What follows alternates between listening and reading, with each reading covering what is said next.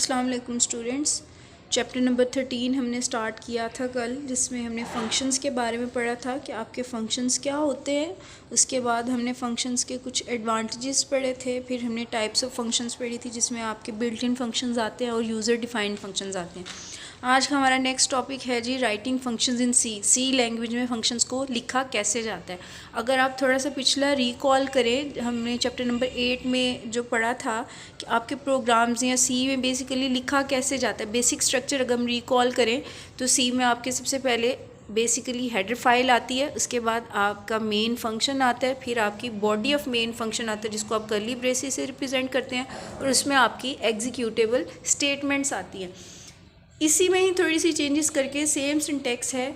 अगर आप general syntax देखें कि राइटिंग फंक्शंस इन सी किस तरह से आता है, सबसे पहली आपकी हेडर फाइल आती है, ठीक है। ये जो आपकी सबसे पहली लाइन है इसको आप हेडर फाइल का नाम देंगे। इट कंसिस्ट ऑफ 3 पार्ट्स, ये 3 पार्ट्स पे कंसिस्ट करती है। उसमें आपके सबसे पहले आती है जी रिटर्न टाइप। रिटर्न टाइप कोई भी आपका वैलिड डेटा टाइप है, ठीक है। वैलिड डेटा टाइप आप रिटर्न टाइप में लिख सकते हैं। उसमें आप इंटीजर लिख सकते हैं, उसमें आप फ्लोट लिख सकते हैं, ठीक है, कोई भी। अगर आपका फंक्शन कुछ भी रिटर्न नहीं कर रहा तो यहाँ आप डेटा टाइप स्पेसिफाई करने के बजाय सिंपल वॉइड लिख देंगे, ठीक है जी। रिटर्न टाइप के बाद नेक्स्ट आपका पार्ट आता है जी फंक्शन नेम। कोई भी आप फंक्शन नेम लिख सकते हैं। फॉर एग्जांपल आप सम का फंक्शन बना रहे हैं तो आप सम लिख लें, आप प्रोडक्ट का फंक्शन बना रहे हैं तो आप प्रोडक्ट लिख लें, कुछ भी आप ABC लिख लें, ठीक है जी। तो रिटर्न टाइप में आप वैलिड डेटा टाइप स्पेसिफाई करते हैं। अगर आपका फंक्शन कुछ भी रिटर्न नहीं कर रहा तो उसकी डेटा टाइप की जगह आप सिंपल वॉइड लिख सकते हैं। फंक्शन नेम में प्रॉपर जो जिस टाइप का फंक्शन बना रहे हैं उसका आप नाम लिखेंगे। And in the next the third part is parameter list. Parameter list या इनको आप आर्ग्यूमेंट्स भी कह सकते हैं। ये क्या करते हैं, the information provided to the function is called parameters or arguments. In function declaration we specify the type of parameters separated by comma. आपकी सिंपल एक पैरामीटर भी हो सकता है, पैरामीटर लिस्ट में आप के ज़्यादा पैरामीटर्स भी हो सकते हैं, तो उनको आप कैसे लिखेंगे, separated list of comma. For example parameters आपके इंटीजर में है तो ब्रैकेट में अगर 2 पैरामीटर्स हैं तो integer separated by comma and then integer. अगर इंटीजर x और इंटीजर y दे रहे हैं आप पैरामीटर्स में तो आप लिखेंगे integer x separated by comma, integer y separated by comma, integer z।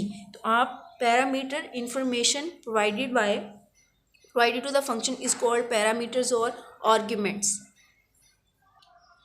अगर आप अपने प्रोग्राम में कोई भी पैरामीटर्स नहीं देना चाह रहे, ठीक है, जैसे आप रिटर्न टाइप नहीं बताना चाह रहे थे कि आपका फंक्शन कुछ भी रिटर्न नहीं कर रहा तो उसकी जगह आपने वॉइड लिखा था, इसी तरह अगर पैरामीटर्स भी नहीं है तो पैरामीटर्स लिस्ट में आप सिंपल वॉइड लिख देंगे, ठीक है जी।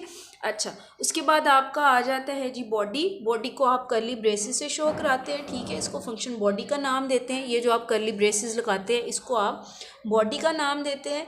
Variable declaration and the function logic are implemented in the function definition. It is enclosed in curly braces. इसमें आपकी एग्जीक्यूटेबल स्टेटमेंट्स आती हैं और आपका रिटर्न एक्सप्रेशन आता है। रिटर्न एक्सप्रेशन के एंड पे आप टर्मिनेटर ज़रूर लगाते हैं। अब आपका रिटर्न वैल्यू या रिटर्न, इसको आप एक्सप्रेशन भी कह सकते हैं, इसको आप वैल्यू भी रिटर्न वैल्यू भी कह सकते हैं, इसको आप रिटर्न वेरिएबल भी कह सकते हैं। तीनों में से आप कुछ भी कह सकते हैं।